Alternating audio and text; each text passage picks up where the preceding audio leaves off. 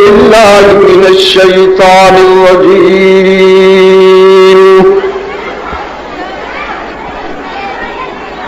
بسم الله الرحمن الرحيم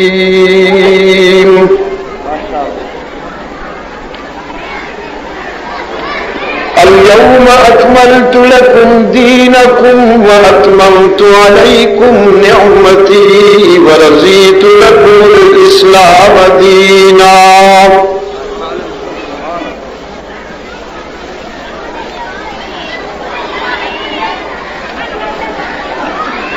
لا أقسم بيوم القيامة ولا أقسم بالنفس اللوامة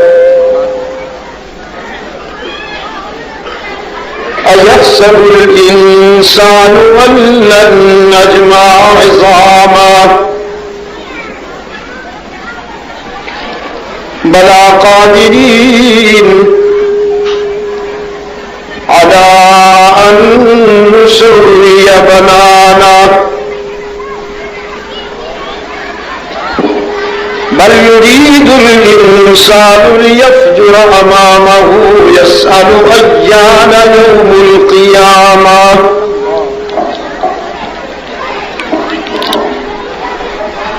فإذا برق البصر وخسف القمر وجمع الشمس والقمر يقول الإنسان يومئذ أين المفر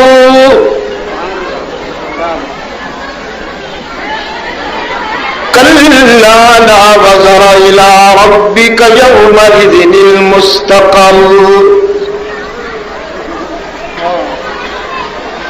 ينبأ الإنسان يومئذ بما قدم وأخر بل الإنسان على نفسه بصيرا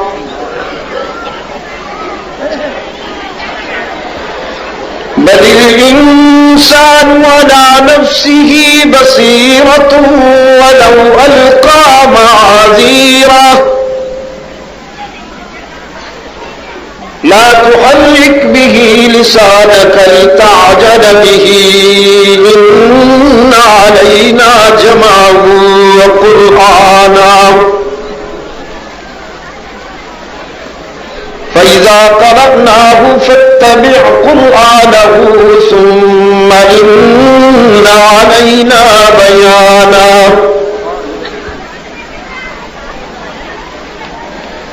كلا بل تحبون العاجلة وتذرون الآخرة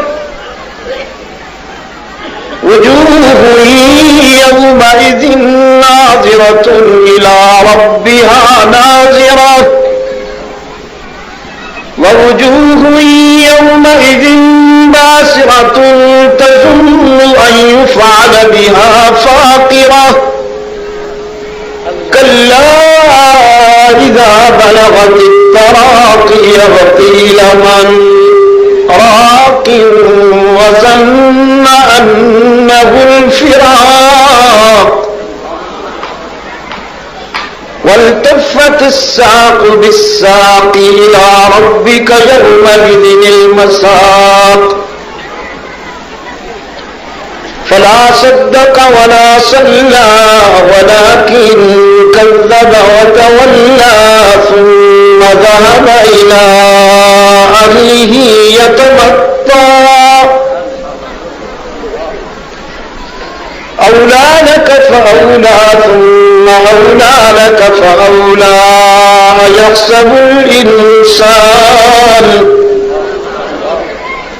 أيحسب الإنسان أن يترك سدى ألم يكن نطفة من مني يمنى ثم كان علقة فخلق فسوى ألم يكن نطفة من مني يمنى ثم كان علقة فخلق فسوى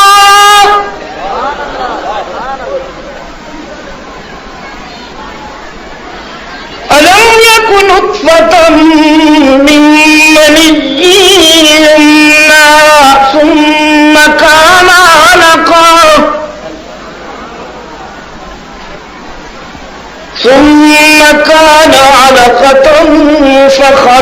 فسوى فجعل منه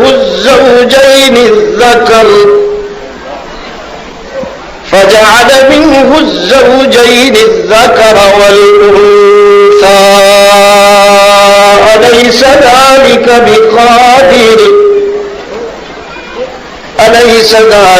بقادر على أن يحيي الموتى صدق الله مولانا العظيم. ارباب علم و دانش، محترم بزرگوں اور عزیز دوستوں، آج 21 فروری 1992 منچن آباد، ضلع بہاول نگر، پنجاب، پاکستان میں ہم دعوت و تبلیغ کی نسبت سے جمع ہیں.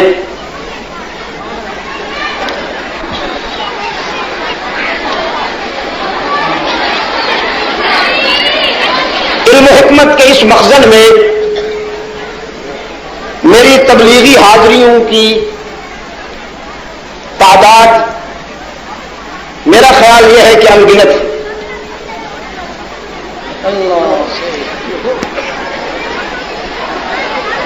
گزشتہ 20-25 سالہ تبلیغی زندگی پہ جب نظر ڈالتا ہوں تو اس دعوت تبلیغ کے سفر میں منچن آباد کا سنگ میل مجھے بار بار نظر آتا ہے کہ میں یہاں سے گزر رہا ہوں.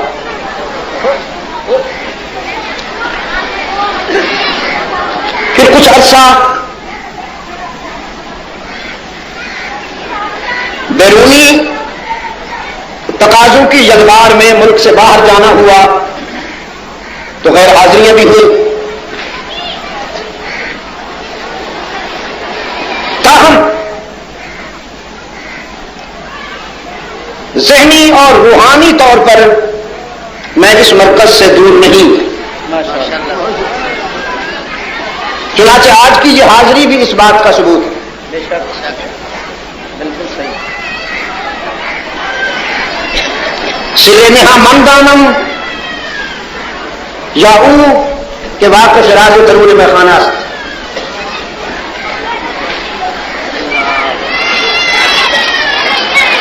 وقت بہت مختصر ہے اور کہنا بھی بہت کچھ چاہتا ہوں.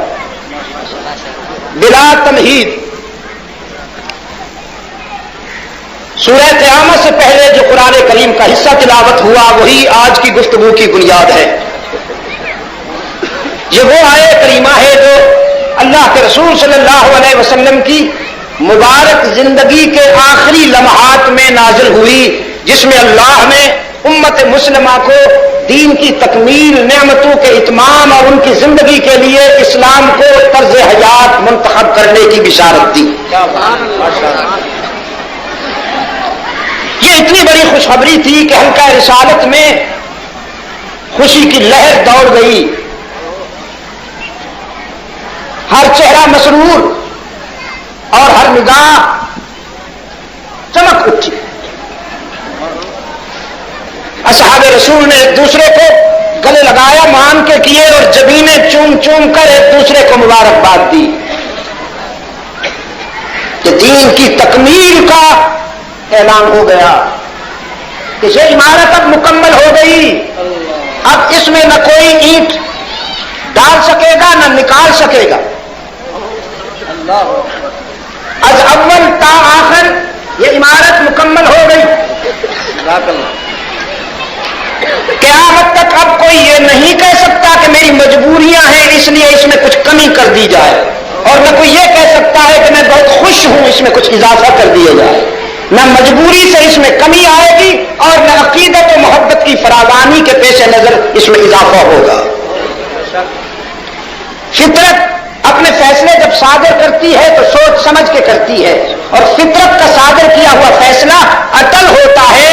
اسی پہ فٹ آنا ضروری ہے، اس کو تبدیل نہیں کیا جاتا، خود کو تبدیل کیا جاتا ہے. میرا کرتا اگر ٹیلر ماسٹر تنگ سی دے تو اسے کوئی حق نہیں پہنچتا کہ وہ میری باڈی کو تراشے. کہ کرتا تنگ سل گیا ہے، اب اس کو کچھ حصے میں کاٹ دیتا ہوں تاکہ یہ موضوع ہو جائے. نہ میں اسے اجازت دوں گا اور نہ عقل انسانی. جسم کو کاٹنا کوئی دانش نہیں، کوئی حل نہیں. کرتے کو فٹ سینا چاہیے، اور اگر وہ انفٹ ہے تو اسے فٹ کرو. جسم نہیں بدلا جائے گا. دین مکمل ہو گیا. کسی قوم کی ثقافت و تہذیب، کسی قوم کی معیشت و تعلیم کا کرتا اگر فٹ نہیں آتا تو دین نہیں بدلے گا، نظام بدلے گا. بہت بڑی خوشی کی بات تھی. بجا طور پر اصحاب رسول خوش ہوئے اور ایک دوسرے کو مبارکباد دی.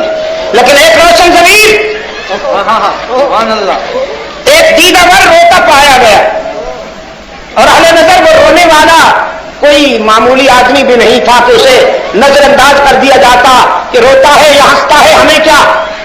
وہ رونے والا وہ تھا کہ اسلام میں جس کے آنسو بھی معیار ہیں، جس کی مسکراہٹیں بھی معیار ہیں، وہ حلقہ رسالت کا مستند معتمد ابو بکر صدیق تھا، جس کی ہار نہیں سے اسلام سنورتا ہے. اور امت مسلمہ میں جس کے آنسو اور مسکراہٹیں معیار ہیں، اس لیے اس کے آنسو محسوس کیے گئے کہ سب تو خوش ہیں. یہ اشکبار کیوں؟ پوچھا گیا ابو بکر آج آپ کے آنسو سمجھ میں نہیں آئے. یہ دن ہنسنے کا ہے، رونے کا تو نہیں. دین کی تکمیل ہوئی، نعمتوں کا اتمام ہوا. اللہ نے ہمارے لیے اسلام کو طرز حیات منتخب کر لیا. رونا کیسا؟ فرمانے لگے اس پر تو میں بھی خوش ہوں، شاید تم سے بھی زیادہ.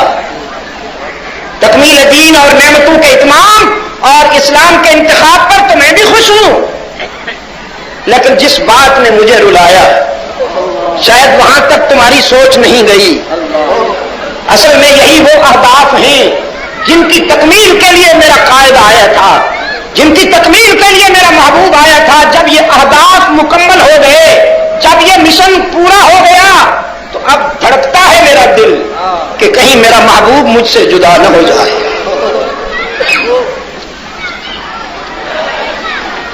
تب جا کے اصحاب رسول پر یہ حقیقت واضح ہوئی کہ صدیق اکبر کا فکر کہاں تک پہنچتا. پھر اس دن بھی علالت کے دوران وفات سے چند روز قبل رحمت عالم صلی اللہ علیہ وسلم بخار کی حدت و شدت میں صحابہ کرام سے فرماتے ہیں پانی کے مشکیزے ڈالے جائیں. اور جب ٹھنڈے پانی کے مشکیزے ڈالے گئے اور اللہ کے رسول صلی اللہ علیہ وسلم کی طبیعت میں راحت آئی تو خطبہ ارشاد فرمایا. وقت مختصر ہونے کی وجہ سے میں اسے نہیں دہراؤں گا. اصل میں یہ حجۃ الوداع کے تفصیلی خطبے کی تلخیص ہے، اختصار ہے اس کا. کوئی حقوق کی یاد دہانی کرائی مہاجرین کو انصار اور انصار کو مہاجرین سے متعلق اور انسانی برادری سے متعلق. اللہ کے رسول صلی اللہ علیہ وسلم نے حقوق کی یاد دہانی کرائی. اسی خطبے میں یہ بھی فرمایا سب کے احسانات کا بدلہ دے چکا ہوں ابو بکر کے سوا. اس کے احسانات اتنے زیادہ ہیں کہ ان کا بدلہ میرا رب ہی دے سکتا. اسی خطبے میں یہ بھی ارشاد فرمایا اللہ نے اپنے ابراہیم کو خلیل چنا. اسلامی برادری میں اگر مجھے اجازت ہوتی کہ میں کسی کو خلیل چن لوں تو ابو بکر کو خلیل چن لیتا، لیکن مودت اور اخوت اسلامی پر ہی انحصار کرتا ہوں. پھر ارشاد فرمایا اللہ نے اپنے ایک بندے کو چوائس دی، اللہ نے اپنے ایک بندے کو اختیار دیا. دنیا میں رہنا پسند کرتے ہو یا آخرت میں؟ اگر دنیا زیادہ پیاری ہے تو ہم آپ کی خواہش کے مطابق آپ کی زندگی کے لمحات بڑھا دیتے ہیں. ادروائز ہمارے جوار رحمت میں آنے کی تیاری کیجیے.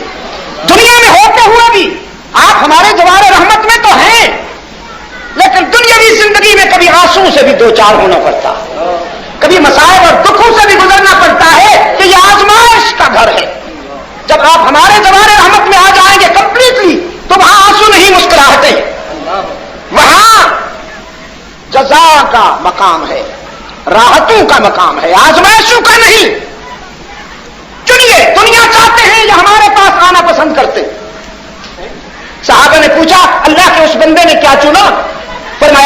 اس بندے نے اللہ کے جوار رحمت میں جانا پسند کیا. تو جیسے آپ نے سبحان اللہ کہا، اصحاب رسول نے بھی سبحان اللہ کہا، لیکن وہ دیدہ بار پھر رو دیا. ابو بکر پھر رو دیا. صحابہ نے عرض کیا آپ پھر روتے ہیں، بات تو اللہ کے کسی بندے کی ہو رہی ہے، آپ کیوں روتے ہیں؟ فرمایا یہ اللہ کے جس بندے کی بات ہو رہی ہے وہ کوئی اور نہیں ہے، وہ یہی ہے، خود ہے میرے آقا. اور ڈرتا ہوں کہیں میرا محبوب مجھ سے جدا نہ ہو جائے. منچل آباد کے دوستوں میں وہ الفاظ کہاں سے لاؤں؟ میرے دوستوں کے ہاں چونکہ اصطلاحات کی کمی نہیں، بڑے فیاض ہیں الفاظ کے استعمال میں، معلوم نہیں خطابت کا یہ ٹائٹل کہاں کہاں فٹ کر دیتے ہیں. کہاں خطیب ہیں ہم؟ خدا کی قسم میرے پاس الفاظ نہیں کہ میں وہ تصور آپ کو الفاظ کی صورت میں بیان کر سکوں کہ یہ محبوب کیسا ہے اور یہ محب کیسا ہے، اور اس محبت میں جو روح کار فرما ہے وہ الفاظ کے دائرے میں لائی ہی نہیں جا سکتی. مفلس ہوں اس معاملے میں، مفلس ہوں. لیکن آپ دیکھیے وہ ابو بکر جو اللہ کے رسول کی جدائی کے تصور پہ بھی رو پڑتا، وہ ابو بکر جو رحمت عالم کے انتقال کے کنارے پہ بھی رو پڑتا ہے، اشارے پہ بھی رو پڑتا ہے. جس دن رسول نے اس دنیا کو خیر بات کہا، جس دن رحمت عالم نے یہ دنیا چھوڑی، اس دن ابو بکر سے زیادہ مضبوط کوئی نہیں. اور ابن تیمیہ رحمت اللہ علیہ کا کہنا تو یہ ہے کہ اگر اس دن صدیق اکبر بھی مضبوط نہ ہوتا تو معلوم نہیں امت کی گاڑی کس پٹری پہ پہنچا.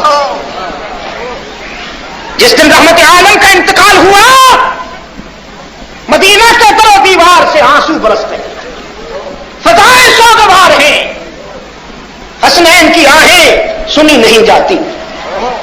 اور سیدہ فاطمہ تو کہہ رہی ہے سبت علی مصائب الليل والنہار، سبت علی اللیام سرن لیالیا. میرے بابا کی موت نے میرے دل پہ جو صدمے ڈھائے ہیں، اگر ان غموں کا کچھ حصہ چمکتے ہوئے سورج پہ پڑ جائے تو اس کی روشنی ختم ہو جائے. اور فاروق اعظم کی بے قراری کا یہ عالم ہے. اتنے مضبوط اعصاب والا انسان فاروق اعظم، ان کے اضطراب کا یہ عالم ہے کہ شمشیر وقت پھرتے ہیں مدینہ کی گلیوں میں، فرماتے ہیں خبردار اگر کسی نے یہ کہا کہ ان محمدن قد ماتا، گردن اڑا دوں گا اس کی. کہیں کہیں تو یہ لکھا ہے کہ لوگوں کے ہونٹوں کو دیکھتے تھے بڑے غور سے کہ کہیں یہ کبھی زبان میں کہہ تو نہیں رہے کہ ان محمدن قد ماتا، گردن اڑا دوں. عجیب کہتے، عجیب کیفیت. صدیق اکبر آئے، مضافات مدینہ میں سب گزاری ہوئی، چونکہ رحمت عالم کی طبیعت میں راحت تھی. خود رحمت عالم نے فرمایا ابو بکر رات گھر میں گزارو. وہیں پتہ چلا کہ رحمت عالم کا انتقال ہوا. پروانے کی طرح تڑپتے ہوئے آئے، حجرہ عائشہ صدیقہ سے باہر آ کر گھوڑے سے اترے اور جو ہی اندر داخل رکھا، قدم رکھا، امہات المومنین نے پردہ کر لیا. ازواج مطہرات جو تشریف رکھتی تھیں پردہ کر لیا، سوائے صدیقہ کائنات سیدہ عائشہ رضی اللہ عنہا کے. اور حجرہ عائشہ میں قدم رکھتے ہی صدیق اکبر کی زبان سے یہ 3 جملے نکلے، واہ صفیہ، واہ نبیہ، واہ رسولہ. اے میرے دوست، اے میرے قائد، اے میرے رسول. دل کئی روز سے دھڑکتا تھا، تھی اسی حادثے کی تیاری، ہو گئی نا وہ بات. پھر رحمت عالم کے چہرے سے چادر اٹھائی اور حضور کا چہرہ چمکتا ہوا پایا. ماتھا چوما، وہ جو فرسٹ امپریشن ہوتا ہے نا، یہ فرسٹ امپریشن تھا. صدیق اکبر کا ایک جملہ فرمایا، طبت حیم و میتا، طبت حیم و میتا. میرے محبوب، دنیا کے ہر حسین کا حسن موت چھین لیتی ہے. دنیا کے سارے حسین جب مر جاتے ہیں تو پھر ان کی ڈیڈ باڈی سے ڈر لگتا ہے، لیکن تو میرا وہ محبوب ہے کہ موت بھی تیرا حسن چھینے گی کیا، تیرے حسن میں تو اضافہ ہو گیا، موت بھی تیرا حسن نہ چھین سکی. اور پھر فرمایا اللہ آپ پر 2 موتیں کبھی نہیں لائے گا. یہ ضابطہ تھا جو لاگو ہو گیا. رحمت عالم صلی اللہ علیہ وسلم کے چہرے انور پہ چادر ڈالی اور باہر تشریف لائے. پورا مدینہ جمع ہو گیا تھا یہ معلوم کرنے کے لیے کہ ابو بکر کیا کہتا. اور اضطراب کا مجسمہ بنا ہوا ابن خطاب بھی آیا کہ دیکھو ابو بکر کیا کہتا.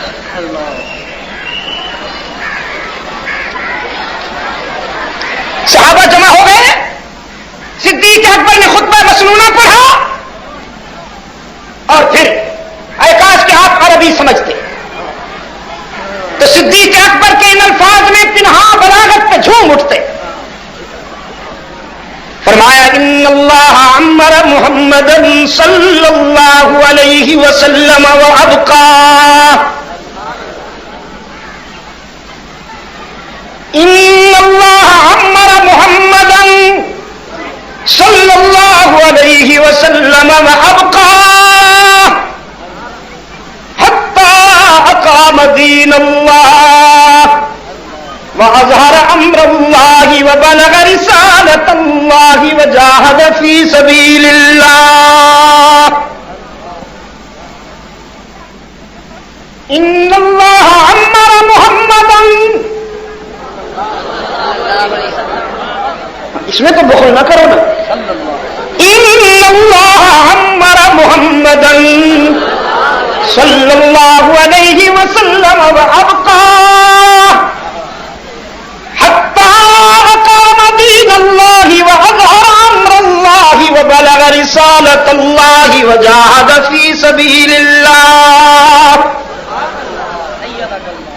ثم توفاه الله على ذلك وقد ترككم على الطريقة فإن منكم الله ربه فهو حي لا يموت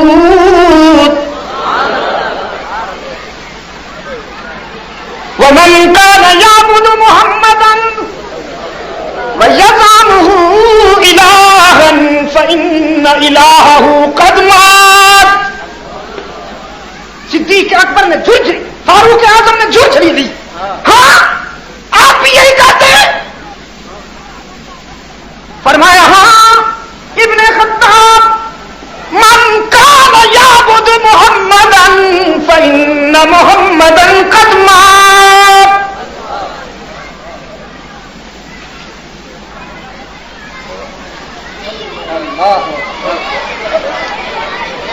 فاتقوا الله أيها الناس واعتصموا بدينكم وتوكلوا على ربكم فإن دين الله قائم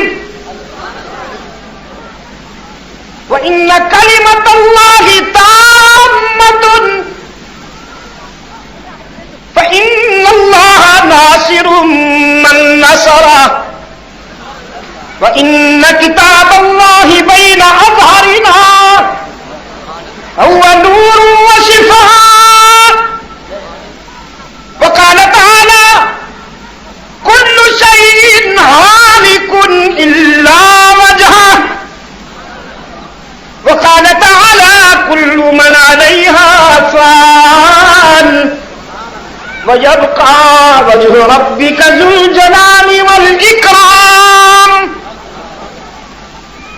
وقال تعالى إنك ميت وإنهم ميتون. وقال تعالى وما جعلنا لبشر من قبلك الخلد. وقال تعالى كل نفس ذائقة الموت. وقال تعالى وما محمد إلا رسول قد خلت من قبله الرسل أفإن مات أو قتل أإنقلبتم على أعقابكم ومن ينقلب على عقبيه فلن يضر الله شيئا. مدینہ والے کہتے ہیں یہ آیتیں سب کی سب پہلے سے نازل ہو چکی تھیں لیکن آج صدیق اکبر کی زبان سے سن کر یوں محسوس ہوا جیسے ابھی عرش بری سے نازل ہو رہی ہے.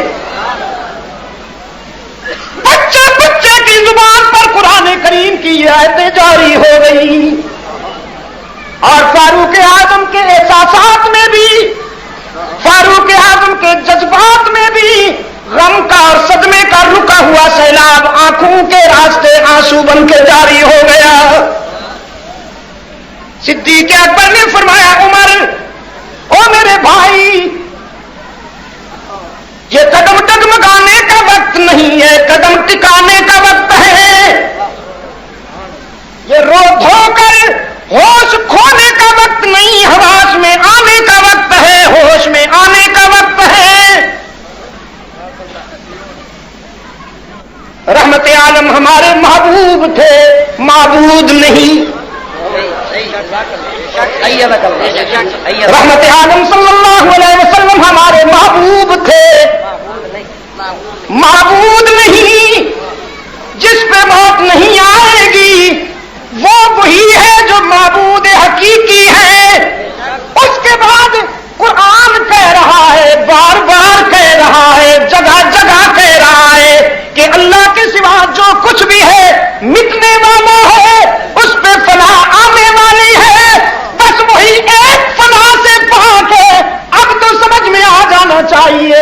فاروق اعظم رضی اللہ تعالیٰ عنہ روئے، عرض کیا خوب سمجھ میں آ گئی بات. اور صدیق اکبر نے اپنے خطبے میں 4 اہداف بیان کیے ہیں. ان اللہ امر محمدا صلی اللہ علیہ وسلم وابقاہ حتی اقام دین اللہ واظہر امر اللہ وبلغ رسالت اللہ وجاہد فی سبیل اللہ. اقامت دین، اعلاء کلمت اللہ، تبلیغ رسالت اور جہاد فی سبیل اللہ. یہ تعویذ ڈنڈا لکھنے کا تذکرہ کہیں نہیں ہے. نبی کی سیرت اور پیغمبر کی زندگی کے یہ 4 اہداف ہیں جو صدیق اکبر نے بیان فرمائے. ان میں پہلا ہدف اقامت دین. اور دین کیا ہے؟ اس کے لیے آپ مجھے 15 منٹ دیں گے، میں آپ کو سورہ یوسف کی طرف لے چلوں گا.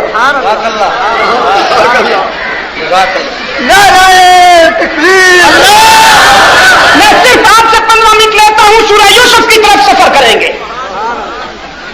حضرت یوسف جیل میں بیٹھے ہیں مصر کی. 2 نوجوان ساتھ ہیں، دونوں نے خواب دیکھ لیا بڑا خطرناک. دونوں پر بادشاہ کے قتل کی سازش کا الزام ہے.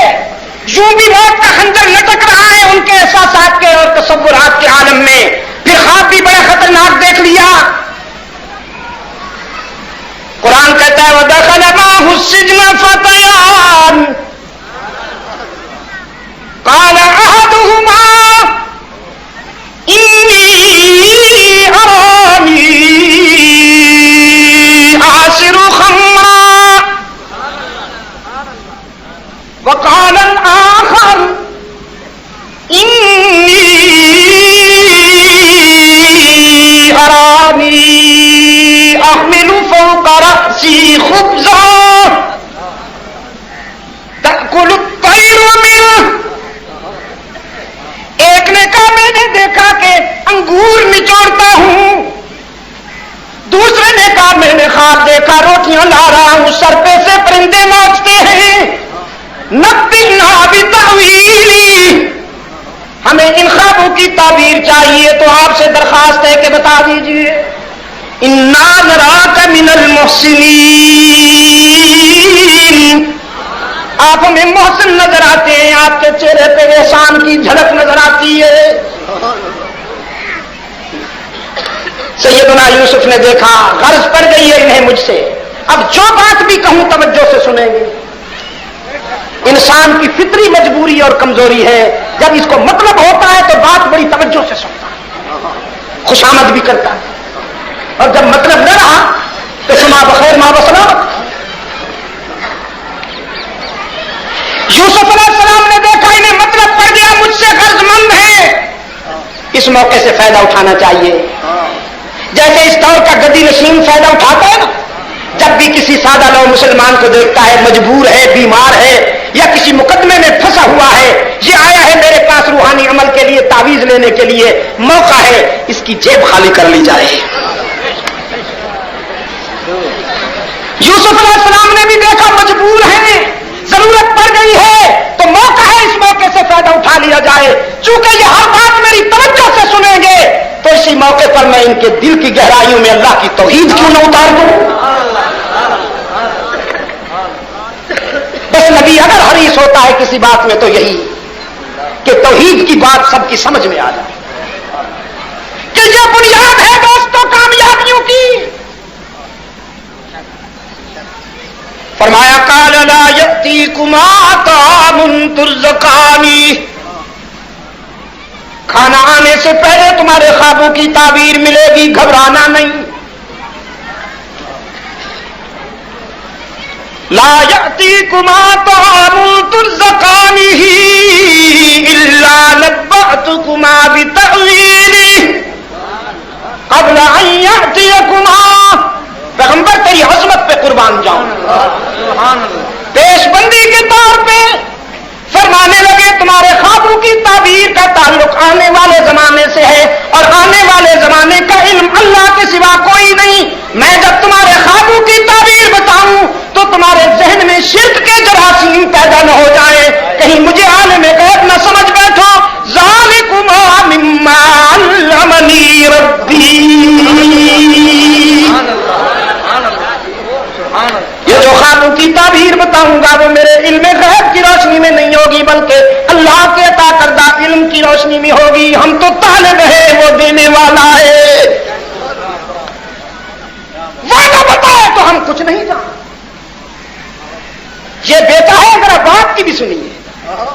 کسے پرشید از گم کردہ فرزند کہ اے روشن گوہر پیرے خرد من ز مصرش بوئے پیرا ہم شمیگی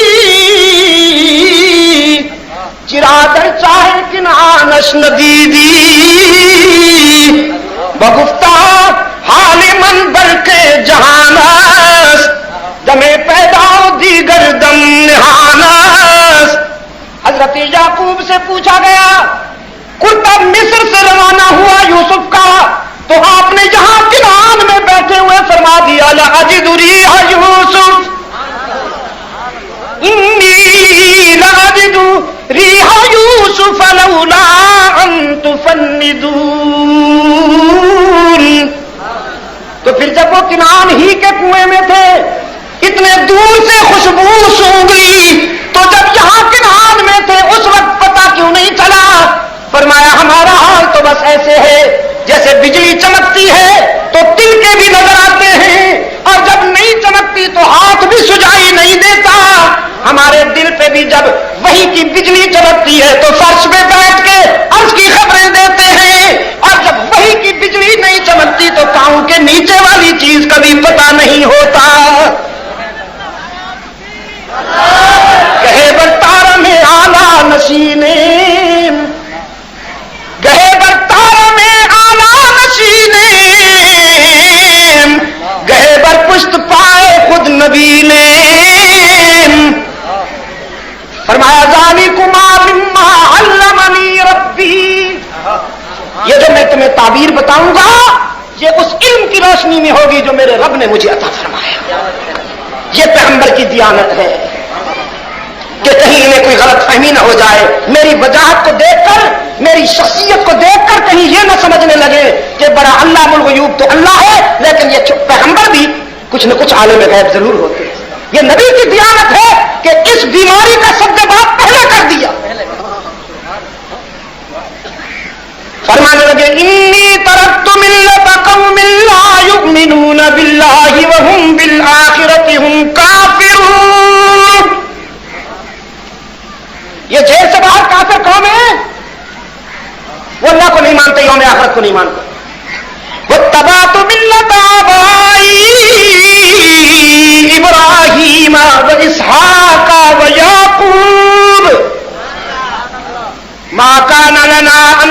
ذالک باللہ من شیء ذالک من فضل اللہ علینا. جہاں تک میرا تعلق ہے میں اپنے باپ ابراہیم و اسحاق و یعقوب کا متبع ہوں. ہم کیوں اللہ کے ساتھ کسی شے کو شریک کریں؟ ہمارے ضمیر نے یہ دوبارہ نہ کیا کہ ہم اللہ کے ساتھ کسی شے کو شریک بنائیں، اور یہ بھی ہمارا ذاتی کمال نہیں. ذالک من فضل اللہ علینا. تصور توحید میں وفا بھی ذاتی کمال نہیں، یہ بھی وہی کر سکتے ہیں جن پہ اس کا فضل ہو جائے. یا صاحب السجن ارباب متفرقون خیر ام اللہ الواحد القہار. بتاتا ہوں گھبرانا نہیں. قانون کی تعبیر بتاؤں گا لیکن تبلیغ پہلے تعبیر بعد میں. تبلیغ پہلے تعبیر بعد میں. جیسے گدی نشین کہتا ہے نا نذرانہ پہلے تعویذ بعد میں. اللہ کے پیغمبر نے فرمایا تبلیغ پہلے تعبیر بعد میں. اے جیل کے دوستوں اپنے ضمیر سے پوچھ کر میرے سوال کا جواب دو. سر جھکانے کے لیے سب کا ڈر ہونا چاہیے یا رب کا ڈر ہونا چاہیے؟ وہ کتنے ہیں جن کے آگے زمین کی نیاز مندیاں پیش کی جائیں؟ وہ کتنے ہیں جن سے مدد مانگی جائے؟ وہ کتنے ہیں جنہیں مشکلات و مصائب میں پکارا جائے؟ اللہ ہی یا اللہ بھی. بہاول نگر والوں مشکلات میں کام آنے والا اللہ ہی یا اللہ بھی. الحمدللہ اللہ ہی اور یقیناً اللہ ہی. باقی جس کے پاس بھی جاؤ گے لوٹے جاؤ گے.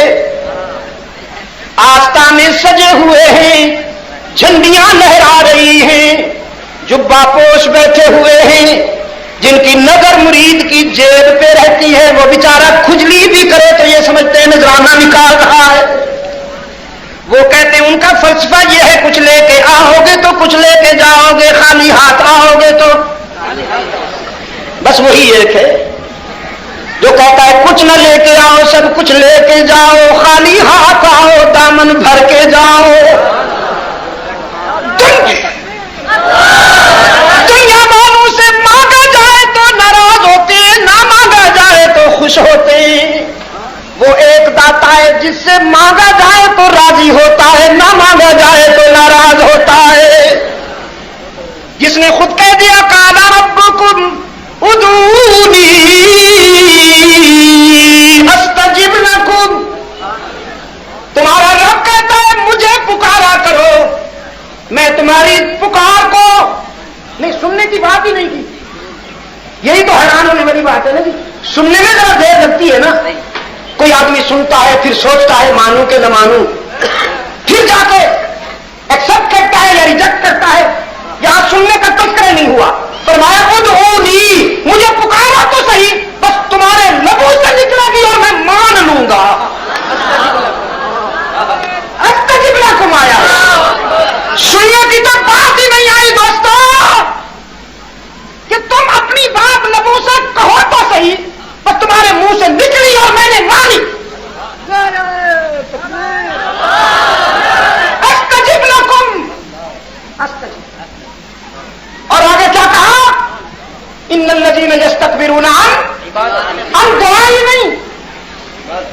حالانکہ بات شروع ہوئی تھی ادعونی سے مجھے پکارو، تو پھر آگے ہوتا ان الذین یستکبرون عن دعائی یا عن دعوتی نہیں.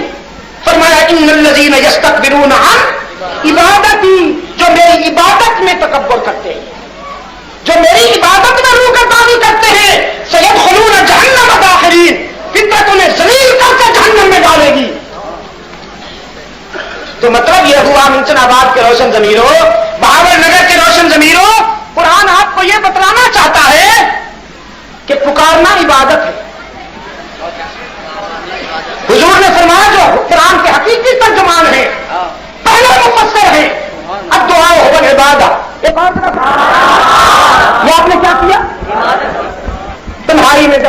نہ رہا ہو، جب آپ بالکل اکیلے ہوں، اس وقت جب آپ یا اللہ کہیں گے تو اور زیادہ آپ نے پرخلوص عبادت کی. تو یا اللہ کہنا کیا ہوا؟ عبادت ہوا نا. تو یا عبداللہ کہنا کیا ہوا پھر؟ شرک ہوا. یہ تو کامن سینس کی بات ہے، اس کے لیے بھی کوئی دلیل کی ضرورت ہے؟ یا اللہ کہنا کیا ہوا؟ ادعونی، مجھے پکارا کرو، پکاریے گا، جم کے پکاریے گا. قال ربکم ادعونی، قال ربکم ادعونی. اب آپ نے کیا کیا؟ عبادت کی. تو اگر آپ نے کسی لہجے میں، کسی انداز میں نبی کو پکارا، ولی کو پکارا، علی کو پکارا، صحابی کو پکارا، اپنے باپ کو پکارا، ولی اللہ کو پکارا، تو یہ کیا ہوا؟ عیسائیوں نے کس کو پکارا؟ ولی اللہ کو یا نبی اللہ کو؟ کیا بن گئے؟ مشرک ہو گئے نا. یہودیوں نے کس کو پکارا؟ عزیر علیہ السلام کو. کیا ہوئے؟ وہ اگر نبیوں کو پکارے، وہ اگر رسولوں کو پکارے تو مشرک ٹھہرے. اور تم اگر نبی کو، علی کو پکارو، بلکہ کسی بھی ولی کو پکارو، تو تم عاشق بن جاؤ. دل کا دل قسمت دیزا.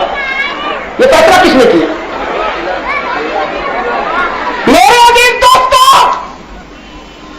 جناب یوسف علیہ السلام نے پوچھا ارباب متفرقون خیر ام اللہ الواحد القہار ما تعبدون من دونه الا اسماء سميتموها انتم آباؤكم ما انزل الله بها من سلطان. یہ جو تم نے آستانے بنا رکھے ہیں، یہ تمہارے خود ساختہ ہیں، تم نے اپنے ہاتھوں سے بنائے ہیں. ان کے نام بھی تم نے اور تمہارے آبا نے رکھے ہیں.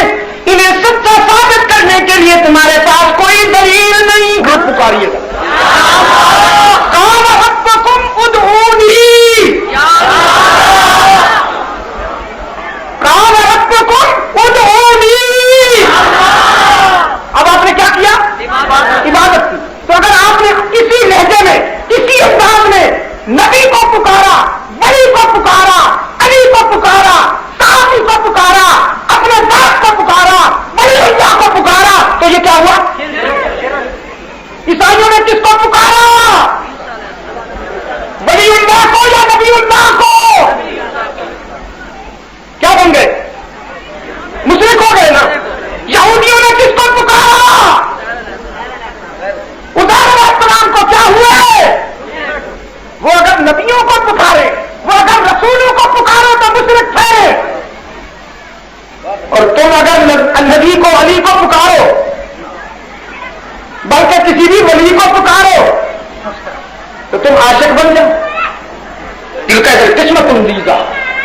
یہ فیصلہ کس نے کیا؟ میرے عزیز دوستو، جناب یوسف علیہ السلام نے پوچھا ارباب متفرقون خیر ام اللہ الواحد القہار ما تعبدون من دونه الا اسماء سميتموها انتم آباؤكم ما انزل الله بها من سلطان. یہ جو تم نے آستانے بنا رکھے ہیں، یہ تمہارے خود ساختہ ہیں، تم نے اپنے ہاتھوں سے بنائے ہیں. ان کے نام بھی تم نے اور تمہارے آبا نے رکھے ہیں. انہیں سچا ثابت کرنے کے لیے تمہارے پاس کوئی دلیل نہیں. تو میری سنو، ان الحکم الا للہ، ان الحکم الا للہ.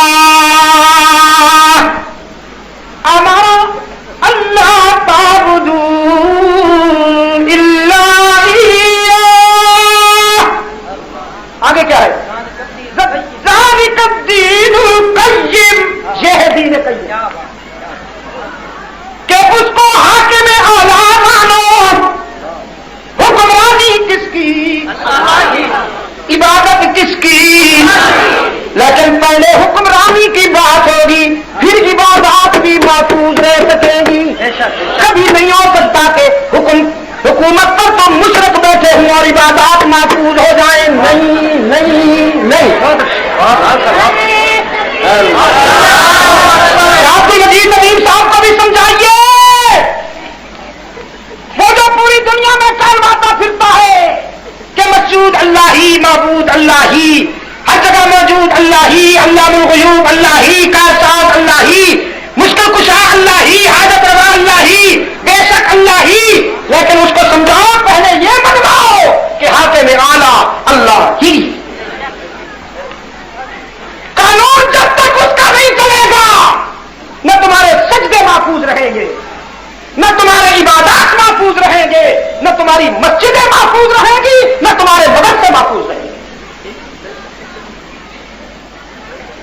پھر مجھ سے پوچھا گیا جی ہمارا کیا مطلب ہے؟ حاکم اعلیٰ تو وہ ہو گیا، پھر ہم کون ہوئے؟ میں نے کہا تم یہ جائے فی الحال کے خلیفہ کا مزاج بنو. تم اللہ کی زمین پر اللہ کے نمائندے بن جاؤ. قانون اس کا، ہاتھ تمہارے.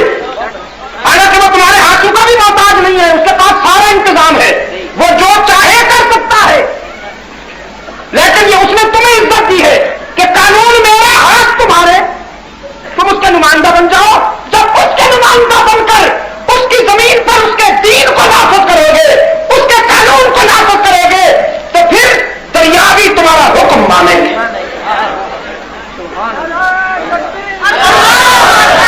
پھر جنگل کے جانور بھی تمہارا حکم مانے گے.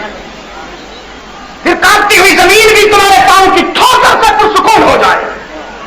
پھر سمندروں کی طرف رخ کرو گے تو موجیں تمہیں راستہ دیتی چلی جائے گی. لیکن آج نام اسلام کا اور کام چچا شام کا، اور کام جائے گا اللہ کے دین کو. پہاڑ نگر کے ایسے زمینوں اللہ کا دین وہی رہیں گے جن کے اپنے وجود پر اللہ کا دین ہوگا. ہم نے کل بھی کہا تھا، ہم آج بھی کہہ رہے ہیں، ہم آئندہ بھی آپ کے سامنے جب تک زندہ ہے یہ بات پہنچائیں گے انشاءاللہ کہ کیکر کے درخت سے کبھی آم کا پھل نہیں مل سکتا.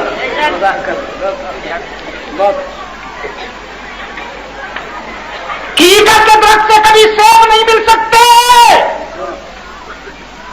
انتخابات کا زمانہ آتا ہے، سارے فاسق، سارے فاجر، اعلیٰ درجے کے بدماش، نفیس، زانی، وہ سب کے سب اسلام کے علمبردار بن کے آ جاتے ہیں. ہاں، اسلام کی خدمت کے لیے بتائے ہوئے جی، اور تو کوئی بات ہی نہیں ہے. اور جب کرسی مل جاتی ہے تو پھر ٹاٹا بائے بائے، اگلے الیکشن میں پھر ملاقات ہوگی، خدا کا امان. پھر گئے.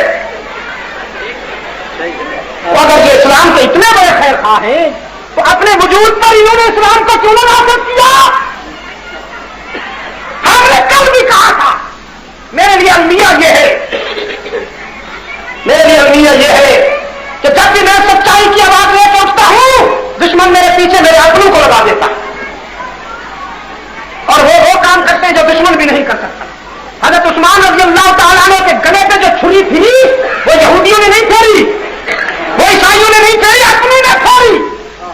علامہ ابن تیمیہ رحمۃ اللہ علیہ فرماتے ہیں حضرت عثمان کے قاتل 40 دن تک کثرت خلافت کا محاصرہ کیے رکھا، آب و نامہ بند کیے رکھا، اتنی زور سے تلاوت کرتے تھے کہ مدینہ گونجتا. لوگ مقبول ہو گئے. لوگوں نے کہا یہ تو قرآن پڑھنے والے ہیں، یہ تو بڑے خیر خواہ ہیں اسلام کے، قاری تو اب آئے ہیں. اب بھی کوئی قاری تھے، دیکھو جی اجتماعی صورت میں قرآن پڑھ رہے، فضائیں گونجتی تھیں، لیکن عزائم کیا تھے؟ عزائم یہ تھے کہ اسلام کی مرکزیت کو ریزہ ریزہ کر دیا جائے. اور یہاں ہمارے ہاں بھی صورت حال یہ دوستو، ہمارے ہاں صورت حال یہ ہے کہ انتخابات کے زمانے میں اسلام کے اچانک خیر خواہوں کا لشکر نکل آتا اور ہمارے سامنے اتنی پرجوش انداز میں نعرے لگاتے ہیں کہ ہم پیچھے رہ جاتے ہیں. بابا شادی نے لکھا نا، ایک شخص وہ کاٹ رہا تھا درخت کو،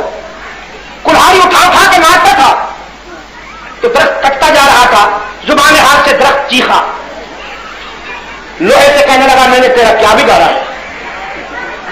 उठ उठ के पढ़ते हो और मेरी तुम रगे काट रहे हो, क्या बिगाड़ा है मैंने तेरा? लोहे से कहा।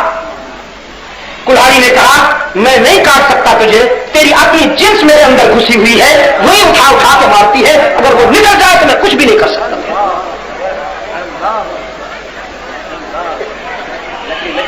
लकड़ी लकड़ी को काट रही है। मौलवी का मुकाबला मौलवी से कराते हैं, दाढ़ी का मुकाबला दाढ़ी कर। अब आप बताएं अल्लाह जितना अल्लाह रखे तो लड़े तो कैसे लड़े? आप मुझे बताएं। अब्दुल रहमान खुदा बख्श का मुकाबला कैसे करे? गुलाम नबी गुलाम मुस्तफा का मुकाबला कैसे करे? आप मुझे बताएं। ये मजबूरियां मालूम है CIA को, अमेरिका के एजेंटों को। आम मौलवी सू का साका, लेकिन अमेरिका का जो एजेंट होगा, जो इस्लाम दुश्मन कुव्वतों का एजेंट होगा, उसकी तौहीन इतनी बड़ी होगी, यूं आएगा और इतना बड़ा चुप्पा होगा उस जालिम का, जमीन बॉस, और चेहरा भी चमकता हुआ। आखिर 5 स्टार होटलों में चल रहे जो खाए रोजाना, जिसको कभी दुख गर्मी मुसीबत छू कर भी न गुजरे, वो पला हुआ जानवर नहीं होगा तो क्या होगा?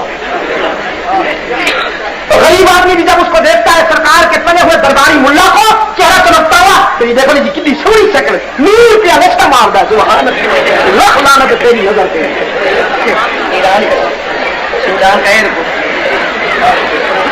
जो सरकार के दरबार में पड़ता है वक्त का फैजी बुलफल, जिसने कभी दुख देखे नहीं उसका चेहरा चमकता हुआ देखकर नूर को वहीं फिट कर दो।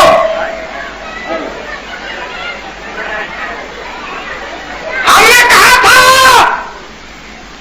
कीकर से आम का फल नहीं मिलता, लेकिन हमारे कुछ दोस्तों ने कहा नहीं हम दुआ करेंगे आम का फल लगेगा। हमने कहा भी ठीक है, आपकी दुआएं बड़ी पुरतासीर हैं, हम एक तरफ बैठ जाते हैं, अल्लाह आपको कामयाब करे। हम बैठ गए, अब वो फल लग चुका है, मीठे मीठे आम खाए जा चुके, पगड़ियां उछल रही है, दाढ़ी को मजाक बना के रख दिया गया। तो टके की औरतों को खरीद कर करके उलमा की इज्जत को उछाला। यहां पर कोई मुश्किल नहीं है किसी की इज्जत का उछालना। जी हां, किराए की जिन्स मिलती है बाजार में, भरे हुए हैं बाजार। मैं भी अपने एक अजीज से कह रहा था, किसी की पगड़ी उछलान, आप कुछ उछालना चाहते हैं ना, जेब भर के चले जाइए, जितने भी आपको किराए के गुंडे चाहिए वो मिल जाएंगे। अब पता चला, अब कहा देखो जी हमारी तौहीन कर रहे। मैंने कहा बुजुर्ग कह गए हैं कि खुद कर दरा इलाज नेस्त बाद सवाब ही हम आगुज जाए। तो वो एक वक्त था वो जो गुजार चुके, भाई से भाई को लड़ा दिया, आलम को आलम से लड़ा दिया, दीन के हवाले से दीन के हवाले को लड़ा दिया। लोग कंफ्यूज हो गए, लोग परेशान हो गए। वो गाड़ी स्टेशन क्रॉस कर चुकी, गाड़ी स्टेशन से गुजर चुकी, अब पता चला ओहो गलती हो गई। अब क्या होता है? फंतज़िरू इन्नी माअकुम मिनल मुंतज़िरीन। अब्दुल मजीद नदीम शाह साहब को भी समझाइए, और ऐसे ही सादा लोग और हजरात को भी समझाइए, तुम्हारी इबादत, तुम्हारा निजाम, तुम्हारी तालीम, तुम्हारे मराकिज़ उस वक्त तक महफूज नहीं रहेंगे जब तक इक्तिदार की मसलक पर दीन के मुखलस खादिम नहीं आएंगे। भावनगर के दोस्तों, अलविया यह है कि हमारा मुकाबला कुफ्र से नहीं मुनाफिकत से। खुदा की कसम अगर कुफ्र से मुकाबला होता तो सूरत हाल तब्दील हो चुकी होती। हमारा मुकाबला मुनाफिकत से है। इस्लाम के नाम पर आने वालों ने जो इस्लाम की खिदमत की, पिछले जमाने के लोग तो फासिक फाजिल और ये इस्लाम के खादिम हैं। रेडियो सुन लीजिए, टीवी सुन लीजिए। मैं पिछले दिनों मलेशिया में एक दीनी इदारा की तकरीब तकसीम असनाद में शिरकत के लिए गया। यहां तो मेरी माओ बहनों का यह हाल है कि जैसे में उन्हें चुप रहना भी मुयसर नहीं। ऐसा मालूम होता है जैसे उसके हल्के में, उनके हल्के को किसी ने बिच्छू की छावड़ी खुद छोड़ दी हो और शोर मचा हुआ है बचाओ बचाओ का। और वहां मैंने ये देखा मलेशिया में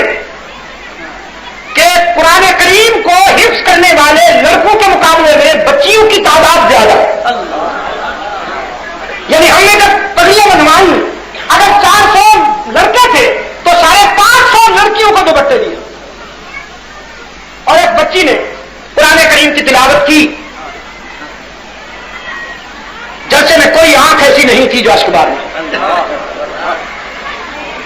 अल्लाह ने उस बच्ची को कुरान पढ़ने का वो सलीका अता फरमाया, वो खुलूस अता फरमाया कि जब उसने कुरान पढ़ा तो सीनों में दिल खोल उठे, वजरत कुलूबहुम का मंजर सामने आया। अच्छा, आप ये सुनकर हैरान होंगे कि उस मुल्क में कौमी जश्न उस दिन होता है जिस दिन वहां आलमी मुकाबला हुस्न किरत होता है। यहां भी आप जानते हैं कौमी जश्न किस दिन होता है। वहां जिस दिन आलमी मुकाबला हुस्न किरत होता है वहां वो पूरी कौम खुशी मनाती है। और ये सआदत भी उसी मुल्क को हासिल है कि वहां की बच्ची आलमी मुकाबला हुस्न किरत में पहले नंबर पे आई।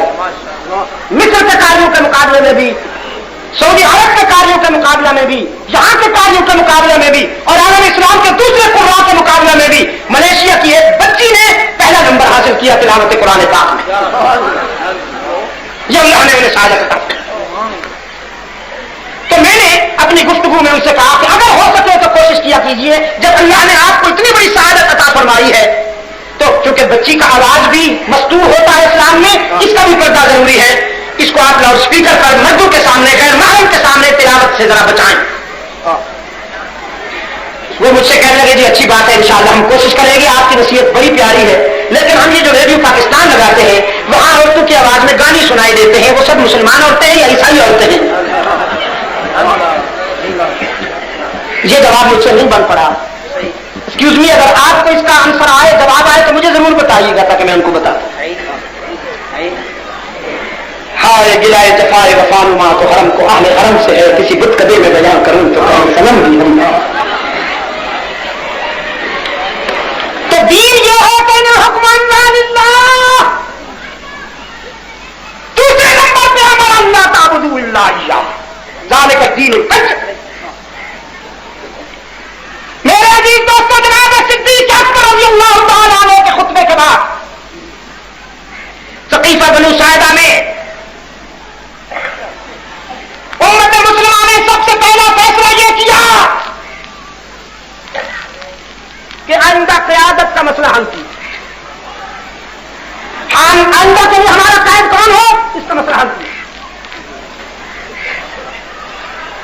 सिद्दीक़ अकबर जिसने अल्लाह के रसूल की जिंदगी में उम्मत को 17 नमाजें पढ़ाई थी, उनको अपने कायद के तौर पर तस्लीम कर लिया। उम्मत ने मुत्तफिका तौर पर यह फैसला हुआ। और फिर जनाब सिद्दीक़ अकबर रज़ियल्लाहु तआला अन्हु की क़यादत में अल्लाह के रसूल के तजहीज़ और तक़सीम का सिलसिला हुआ। मुझे इंतहाई अफसोस के साथ ये बात कहना पड़ रही है कि तालीमी निसाब में हमारे बच्चों को गुमराह करने के लिए यह बात लिखी गई है कि रसूल की मैयत अकेली पड़ी थी, हज़रत अली ने गुस्ल दिया और जिब्राइल अमीन ने आके पानी डाला और तो कोई करीब ही नहीं आया। ये मेरे हाथ में किताब है, ये मैकरत की दीनियात का, नहम दहम की दीनियात का मुसद्दा है जो मेरे हाथ में। इसमें लिखा हुआ है कि हुजूर की मैयत अकेली थी, अली ने गुस्ल दिया और जिब्राइल ने पानी डाला, बस। इसमें यह भी लिखा हुआ है कि सैयदा फातिमा ज़हरा हुजूर की इकलौती बेटी थी। यह नफ़्स कती का इनकार बनता है कि नहीं? कुरान ने क्या कहा? कुल्ली अज़वाज का वो बिन्त का कहा, जब बनाते का कहा, कह दीजिए अपनी बीवियों को और अपनी बेटियों को। लेकिन यहां लिखा है कि हज़रत फातिमा हुजूर की इकलौती बेटी थी। यह सच है या गलत है? इसमें यह भी लिखा हुआ है कि हज़रत मुआविया ने हज़रत हसन से जिन शराइत पर सुलह की थी, कुछ दिनों के बाद जब इक़्तिदार मिल गया तो उन शराइत को नजरअंदाज कर दिया और आज शिकनी की मुर्तकिब हुए। हालांकि हज़रत मुआविया रज़ियल्लाहु तआला अन्हु सन 41 में, सन 41 हिजरी के रबीउल अव्वल में यह कंप्रोमाइज हुआ। सैयदना अली के बड़े बेटे हज़रत हसन और उनके छोटे भाई सैयदना हुसैन रज़ियल्लाहु अन्हुमा ने मुत्तफिका तौर पर सैयदना अली से सुलह की। और वो शराइत क्या थी? हज़रत मुआविया रज़ियल्लाहु तआला अन्हु को जब पता चला कि हज़रत हसन मुझसे सुलह के लिए कुछ शराइत पेश करना चाहते نکال کر اس کے نیچے دستخط کر دیے. یہ میں اپنی تاریخ کی بات نہیں کر رہا, میں ان کی تاریخ کی بات کر رہا ہوں جنہیں حضرت معاویہ کا نام ہضم نہیں ہوتا, جو الرجی ہے حضرت معاویہ کے نام سے. میں ان کی تاریخ کی بات کر رہا ہوں. ملا باقر مدرسی کی بہار الانوار اور شیخ مفید کی الارشاد, ان کی کشف الغمہ, اربری کی تصنیف اور ان کے مستند اور معتبر مورخین کی کتابوں میں یہ بات لکھی ہوئی ہے. باقر مدرسی کی حیات القلوب اس بات کی گواہ ہے کہ حضرت معاویہ رضی اللہ تعالیٰ عنہ نے دستخط پہلے کر دی اور حضرت حسن کے پاس وہ کاغذ, سفید کاغذ بھیجا جن کے نیچے دستخط تھے حضرت معاویہ کے. فرمایا میرے بھتیجے جو شرائط مرضی ہوں لکھ ڈالو, میں پہلے دستخط کرتا ہوں امت کی اصلاح کے لیے, آپ مجھ سے جو منوانا چاہیں میں ہر بات ماننے کے لیے تیار ہوں. یہ پہلا بلینک چیک تھا جو انسانی تاریخ میں حضرت معاویہ رضی اللہ تعالیٰ عنہ نے حضرت حسن کو پیش کی. میں بہت سوچ سمجھ کے بول رہا ہوں. سیدنا حسن رضی اللہ تعالیٰ عنہ نے جو شرائط لکھی وہ یہ تھی کہ قرآن و سنت کے مطابق حکومت ہوگی, سلطنت کا نظام قرآن و سنت کے مطابق چلایا جائے گا, خلفائے راشدین کے طرز عمل کو سامنے رکھا جائے گا. ایک مخصوص علاقے کے خراج کو آپ نے مشروط کیا کہ وہ ہمارے مشورے سے خرچ ہوگا اور یہ بھی فرمایا کہ ہمارے دوستوں کو تکلیف نہ دی جائے. اس میں دو شرطیں جھوٹی لکھی گئی جن کا تاریخ میں کوئی وجود نہیں ہے کہ حضرت علی کو گالیاں نہ دی جائے, خدا نخواستہ. حضرت علی رضی اللہ تعالیٰ عنہ کے خلاف کوئی بدزبانی نہیں ہوتی تھی, یہ جھوٹ ہے. بلکہ اصل بات یہ ہے کہ جو صحابہ کو گالی دیتے تھے حضرت علی رضی اللہ تعالیٰ عنہ نے خود ان کو زندہ نظر آتش کر دیا, جن کی بقول تمہارے شیخ مفید صاحب کے تعداد 17,000 بنتی. 17,000 ایسے لوگ جو صحابہ کو بدکلامی کرتے تھے حضرت علی رضی اللہ تعالیٰ عنہ نے نظر آتش کر دیا, زندہ کرا. ربیع الاول سن 41 ہجری میں یہ مصالحت ہوئی اور حضرت حسن رضی اللہ تعالیٰ عنہ کا انتقال ہوتا ہے 47 ہجری, 47 کے آخر میں 48 کی ابتدا میں. تاریخ میں ذرا اختلاف ہے. تو 41 اور 47 کے درمیان کتنے سال بنتے ہیں؟ اگر 48 مان لوں تو کتنے بنتے ہیں؟ 7 سال.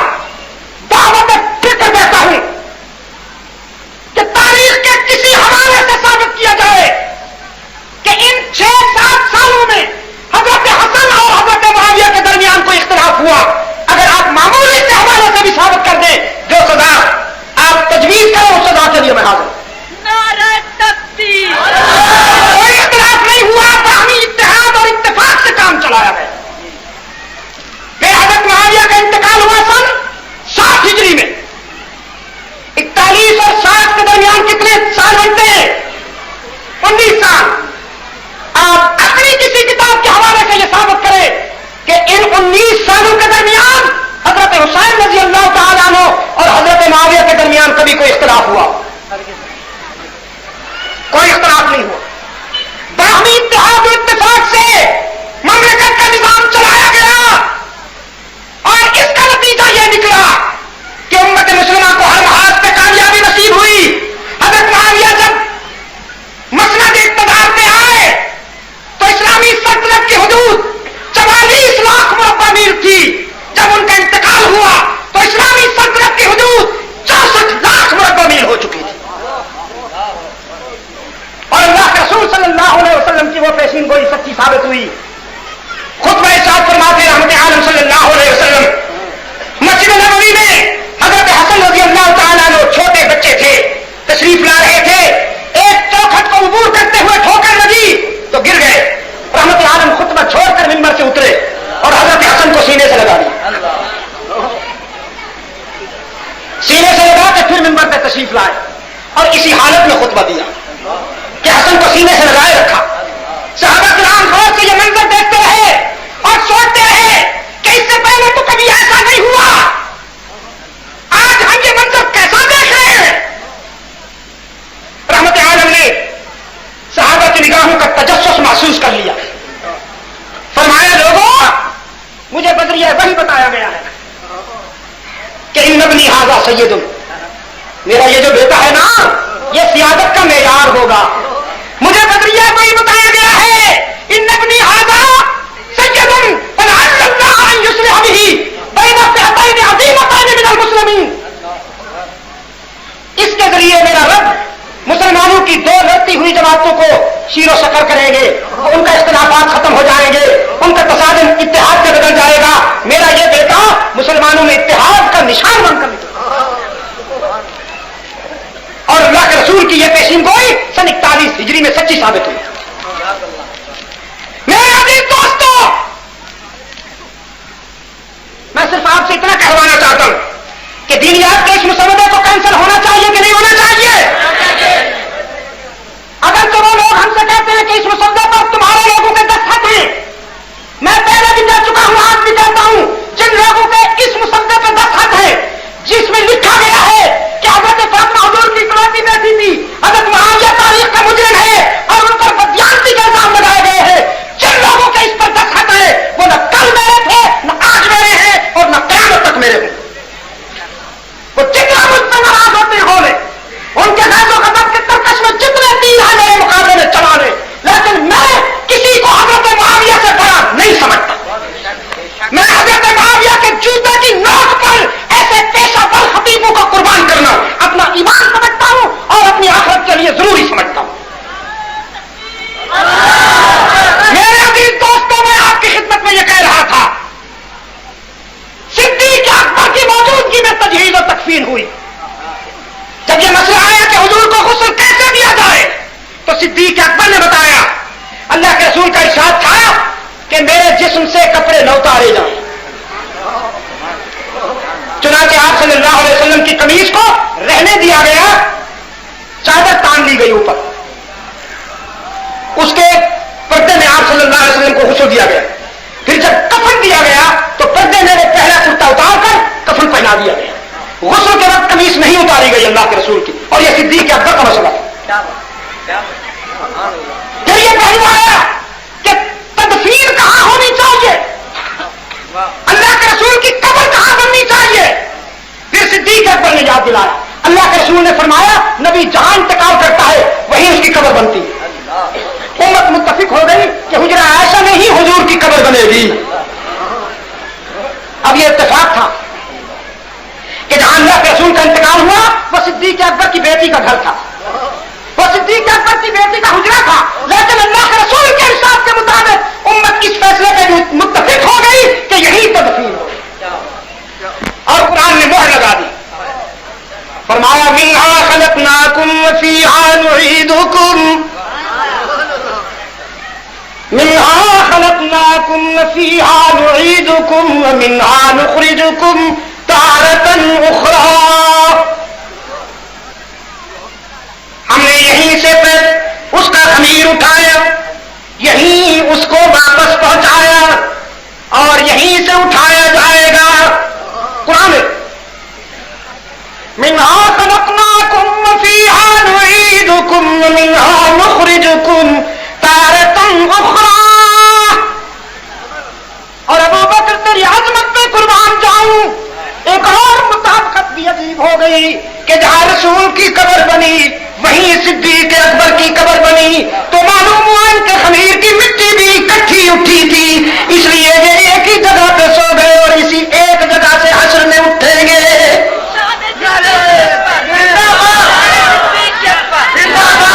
تکمیل دین یہ ہوئی، یہ تکمیل دین ہوئی. میرے عزیز دوستو، اللہ نے اپنے شاندار ماضی سے عملی نسبت عطا فرمائے. میں معذرت چاہتا ہوں کہ آگے چلا گیا، میرا ٹارگٹ 4 بجے تک تھا. اصل میں ایک انتہائی ضروری میٹنگ کے لیے ہمیں 8 بجے ملتان بھی پہنچنا ہے اور اللہ مجھے پہنچائے جی اسی سے 5 بجے نماز. ہاں آپ کی نماز 5 صحیح، لیکن مسافروں کے لیے رعایت ہونی چاہیے. تھوڑے سے چلے مسافروں کے لیے رعایت ہونی چاہیے. 15 میں کچھ دیر آگے چلا گیا ہوں، اس کی معذرت چاہتا ہوں. اگر زندگی رہی تو پھر کبھی انشاءاللہ رات کے وقت میں باتیں ہوں گی انشاءاللہ. آج اسی پر اکتفا کرتا ہوں، اس مرکز کے لیے دعا کرتا ہوں اللہ اس کو اور زیادہ ترقی اور فروغ عطا فرمائے. آپ کو ایک بات سچ بتا دوں، دل میں رکھنے کا میں عادی نہیں ہوں. شیخ رفیق تشریف لائے تھے یہ آپ کے मोहतमिम होंगे लेकिन हमारे तो भाई, और बिरादराना हुज्जत के तहत इन्होंने हुक्म दिया कि मैं आऊं। फिर मेरे हालात ऐसे थे और भी तकाजे बहुत सारे थे, आज बहुत सारे हजरात को नाराज करके यहां आया, अल्लाह जानता है।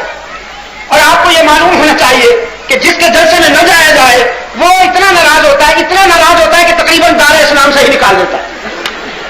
लेकिन मैं जानता हूं जो काम का जो शौक है हमारा, तो वो इतना नाराज हो गया। आज दोस्त मैं आया किस लिए, इनको नाराज कर सकता था, शेख मोहम्मद रफीक को कह सकता था कि बस मैं नहीं आ सका, और ये ज्यादा से ज्यादा बस थोड़ी दिन के लिए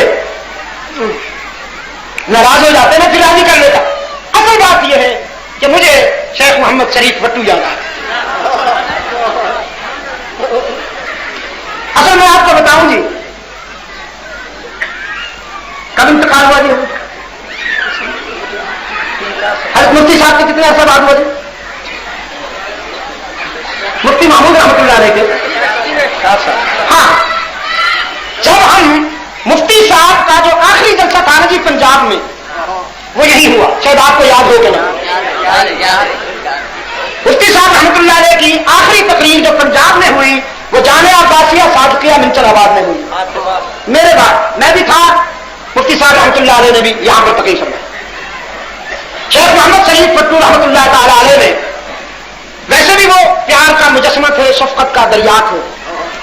उस मुलाकात में जब वो हमसे गले मिले, उस मुलाकात में उस शख्स की आंखों में जो पैगाम था वो मैं नहीं भूल सकता।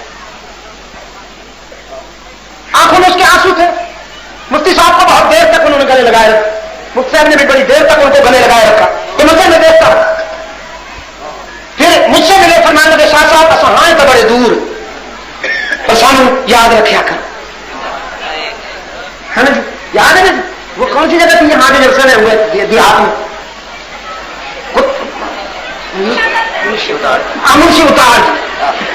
मुंशी उतार गए जी असी टुटे क्यों जावा जी? मैं वो रास्ता नहीं देखे होया, मैं तो भूल गया जी। टुटे होया टांगा सी जी, रोया होया एक घोड़ा सी, वो उलमा नू खिंच खिंच के ले गया जी। लेकिन वो सफर जो हजरत नाल न होंगे तो मेरा ख्याल भी 2-3 महीनों के बाद मैं वापस आ जाऊंगा। हजरत ने उस सफर में जिस अंदाज में गुफ्तगू की थी, जिस अंदाज का उन्होंने तकल्लुम सी, और सारे दुख बुला देते जी। मैं आज हजरत शेख मोहम्मद शरीफ भट्टू रहमतुल्लाह अलैह की आंखों का वो पैगाम सामने रखते हाजिर हुआ हूं जी। अल्लाह उस शख्स के सजाए हुए इस गुलशन को अपने फजल करम से हमेशा आबाद रखे, इसे नजर बद से बचाए, यहां से इल्म और हिकमत के फूल खिलते रहें और उनकी महक दूर दूर तक नस्ल इंसानी के अज़हान और कुलूब को मुअत्तर करती रहे। वसल्लल्लाहु तआला अला खैर खल्क़िही मुहम्मद व अला आलिहि व सहबिहि व बारक वसल्लम। रब्बना आतिना फिद दुनिया हसनतन व फिल आखिरति हसनतन व क़िना अज़ाबन नार। रब्बना ज़लमना अनफुसना व लम तग़फिर लना व तरहमना लनकूनन्ना मिनल खासिरीन। ऐ अल्लाह आलम इस्लाम की मदद फरमा, मुसलमान जहां कहीं मजलूम व मजबूर है उनकी दस्तगीरी फरमा, फलस्तीन, अफगानिस्तान और कश्मीर के मुसलमानों की मदद फरमा। या अल्लाह कश्मीर के मसले को सियासत की भीड़ चढ़ने से बचा ले। बर्मा के मुसलमान मजलूम हैं, वहां की कम्युनिस्ट हुकूमत उन पर सितम ढा रही है। और जो मंजर मैं देख के आया हूं पिछले दिनों, हमने काक्स बाजार से समुद्र में 7 घंटे का सफर किया और आगे जाके मैंने जो मंजर देखा, निहत्ते हमारे अफगान मुजाहिदीन भी लड़े हैं, लेकिन इनके पास तो गन होती थी ना जी, इनके पास तो असले होता था। मैं वहां बर्मा के मुसलमानों को देख के आया हूं, सिर्फ ईमान की कुव्वत से इंतहाई निहत्ते बेसर समानी के आलम में मुकाबला कर रहे हैं। अल्लाह उनकी मदद फरमाए। हम उनसे कोसों दूर हैं, हमारे उनके दरमियान समंदर हायल है, हम दुआओं के सिवा उनके लिए कुछ नहीं कर सकते। अल्लाह उनकी मदद फरमाए। दीनी मराकज़ और मशागिल की तरक्की के लिए, उनके फरोग के लिए हम दुआ करते हैं। उन तमाम दीनी मराकज़ और मशागिल को जो बड़े फकीर में जनूबी एशिया में मुसलमानों की ज़हनी और फिक्री तामीर का फरीज़ा अंजाम दे रहे हैं, हम उनकी तरक्की और फरोग के लिए दुआ करते हैं। और इस जामिया के लिए भी हम दुआ करते हैं। अल्लाह ताला इस सरजमीन से भी क़ाल अल्लाह व क़ाल रसूल की सदाएं हमेशा बुलंद करता रहे और यहां से तालीम हासिल करने वाले उलमा मुजाहिद बनकर अपने दीन के फराइज अदा फरमाएं। मैं आप हज़रात का भी इंतहाई शुक्रगुजार हूं। आपने बड़ी तवज्जो और इन्हिमाक से मेरी गुजारिशात को समाप्त फरमाया। अपनी माओं, बहनों और बेटियों का भी शुक्रिया अदा करता हूं, मेरी गुजारिश पर वो भी चुप हो गई। और ये भी it is my first experience it is my first experience کہ میرے کہنے پر چپ تو ہو گئی، جس کے معنی یہ ہے کہ اللہ کے فضل و کرم سے اچھی خاصی تبدیلی آ رہی ہے یہاں منتخبات. اللہ تعالیٰ ان کو بھی